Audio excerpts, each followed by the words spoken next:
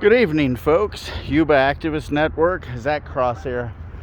So, I didn't bring the chainsaw yesterday, but it was time to break out the Boss chainsaw here. And Clark & Sons, great purchase I made years ago, about 2013.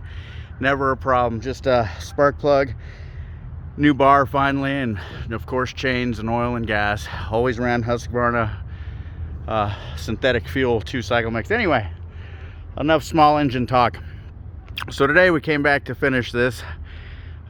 Basically all of this here where you see bare dirt was overgrown, where sunshine wasn't getting to it at all. So basically we cut this up yesterday and there was some finishing to do, which brings me to a request from the coach Rosellini cleanup crew. Walk you over to the southern magnolia tree we also did some trimming up on, and continue with the request here. So pretty much what we're having an issue with is a lot of these trees haven't been touched in years, and we have issues like, you see how this tree here is growing an upright branch. Well, eventually what'll happen is, see, that whole thing should come off, because eventually, same with that and that, because eventually what happens is it gets intertangled, the sun, and basically can't get up there, nor can the air, and it slowly kills the plant. So I cut this today also.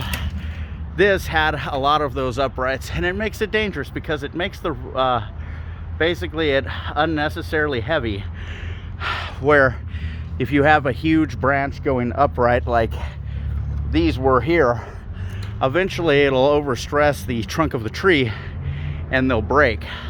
So if you have a gas-powered pole saw, the coach Rosellini cleanup crew could really use it. I was gonna come back and do some chainsaw work this Saturday, but I believe the People's Initiative to Save Sutter Sutter City Fire Department is basically gonna be out, and we'll be circulating that. So I may have to skip a weekend, sadly. But this is a prime example here as I'm talking to you about Sutter Fire needing a pole. That is an example of where a branch broke off from being too much weight, growing the wrong way. And basically what happens is it gets hollowed out, and that's how bugs and blight gets in there. And these are beautiful, there's around Marysville, there's some very beautiful examples of the southern magnolia tree, originally brought here by John Bidwell, along with a plethora of other trees. Here's what we did yesterday. It's all deflated.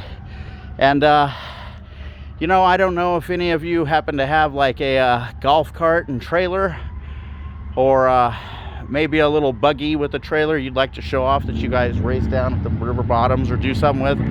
But a lot of the times it doesn't bother me as much. I'm not gonna lie, I'm very sore today after yesterday. But in some cases we're hauling these branches to this cul-de-sac and other drop-off locations for the city to come handle from a block and a half a block away. Right there, from there to here is roughly half a block, and we had some very nice people cutting out ivy and other stuff over there where you saw, which is closer to a block away from cul-de-sac to cul-de-sac. So a pole saw,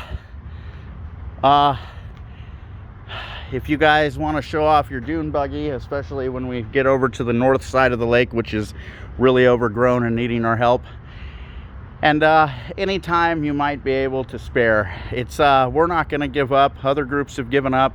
We think we're going to be in tip-top shape by the end of fall. There's some stuff that we can't trim up until the fall, you know, for basically different reasons. The plant needs that at the fall and no other time.